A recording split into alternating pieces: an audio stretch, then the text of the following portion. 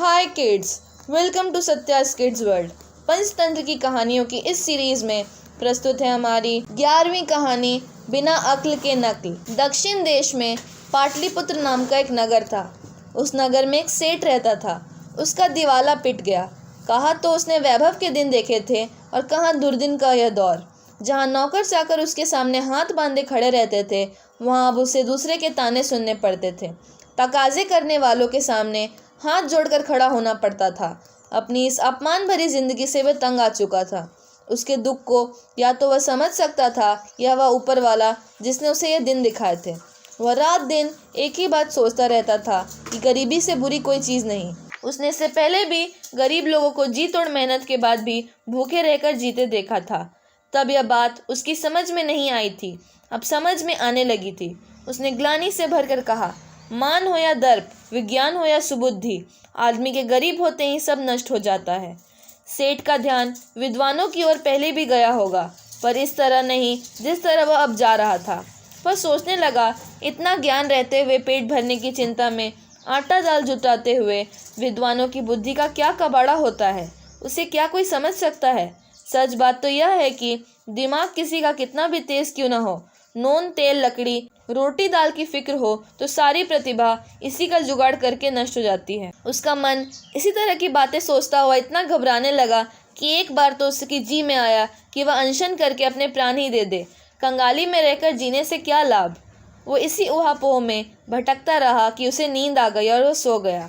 सोते समय उसने एक सपना देखा कि उसके सामने जैन भिक्षु जैसा वेश बनाए कोई खड़ा है और कह रहा है, सेठ तुम इस तरह निराश न हो, न तो तुम्हें जान देने की जरूरत है, न ही संन्यास लेने की। मैं तुम्हारे पूर्वजों द्वारा पैदा की गई पद्म नामक निधि हूँ। कल प्रातः मैं तुम्हारे सामने इसी वेश में आऊँगा। तुम मेरे सिर पर लाठी से प्रहार करना, मैं सोने में बदल जाऊँगा और इस तरह तुम्हारी दौलत कभी खत्म ही नहीं होगी। अगले दिन उसकी नींद खुली तो वह अपने सपने पर विचार करने लगा।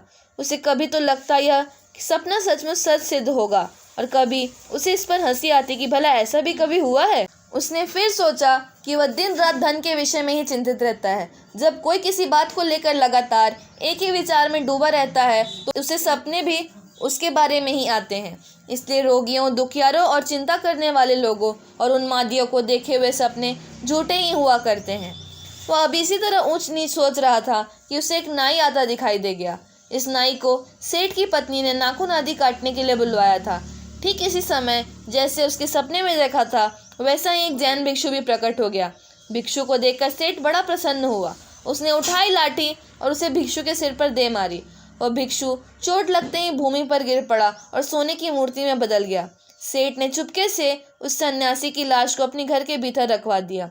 फिर उसने उस नाई को मनाने के लिए कुछ गहने देकर कहा, भाई ये गहने तुम रख लो, पर इस बात का किसी दूसरे को न कहना। नाई अपने घर गया तो सोचने लगा कि हो ना हो जितने भी दिगंबर साधु हैं सभी में यह गुण है। इनके सिर पर डंडा मारते ही ये सोने की मूर्ति में बदल जाते हैं। पर यह बात तो कल सुबह मैं ढेर सारे दिगंबर साधुओं को बुलाकर उनके सिर पर डंडे से प्रहार करूंगा और इससे मेरे पास बहुत सारा सोना हो जाएगा। ये सोचते हुए ही उसने जैसे तैसे अपनी रात काटी। दूसरे दिन नाई दिगंबर साधुओं के मठ में गया। वहाँ उसने भगवान जी की 3 बार परिक्रमा की और फिर बड़ी नम्रता से घुटनों के बल बैठ गया और अपने अंगोछे को मुंह पर लगाकर उनकी स्तुति करने लगा। स्तुति करने के बाद वह प्रधान भिक्षु के पास गया और उनके सामने भी उसी तरह घुटने के बल बैठ गया और नम्रता से बोला, आपको नमस्कार, मैं आपकी वंदना करता हूँ। प्रधान भिक्षु ने नाई को आशीर्वाद देते हुए कहा, तुम्हारे धर्म और भावना बढ़े। फिर उन्होंने जो माला पहन रखी थी वह निकाल कर उसे दे दी और समझाने लगे कि उसे व्रत और उपवास नियम से करते रहना चाहिए। आशीर्वाद पाकर नाई ने अपने अंगोछे को गले में लपेटकर उनसे प्रार्थना की कि आज का भोजन वह सभी भिक्षुओं के साथ उसके घर पर ही करे। उसकी बात सुनकर भिक्षु ने कहा, तुम तो धर्माज्ञ हो, फिर तुम ऐसी बातें क्यों कर रहे हो। निमंत्रण पाकर तो ब्राह्मण भोजन करने जाते हैं। हम तो भोजन का समय होने पर किसी ऐसे व्यक्ति के घर स्वयं घूमते हुए चले जाते हैं जिसके मन में धर्म भावना हो। जब वह बहुत आग्रह करता है तो उससे हम केवल उतना ही अन्न ग्रहण कर लेते हैं जिससे जीवन की रक्षा हो सके। तुम चुपचाप यहाँ से चले जाओ और आगे कभी इस तरह की बात न करना। नाई ने कहा, हम तो आपके नियमों को जानते हैं, पर आप लोगों को तो बहुत से लोग अपने यहाँ बुलाते रहते हैं। मैंने तो अपने घर में ग्रंथ बांधने के लिए बहुत कीमती कपड़े जुटा रखे हैं।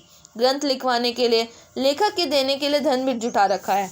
आपको यदि यह ठीक लगे तो कृपा करके मेरे यहाँ पधारें। यह कहकर नाई अपने घर चला गया। उसने खैर की लकड़ी की एक लाठी तैयार की और 1.5 पहर दिन चढ़ जाने पर घर के दोनों किवाड़ बंद करके फिर मठ के द्वार पर पहुंच गया। जब भिक्षु भिक्षा के लिए बाहर निकलने लगे तो उनको बहुत मेहनत करने पर वो अपने घर ले गया।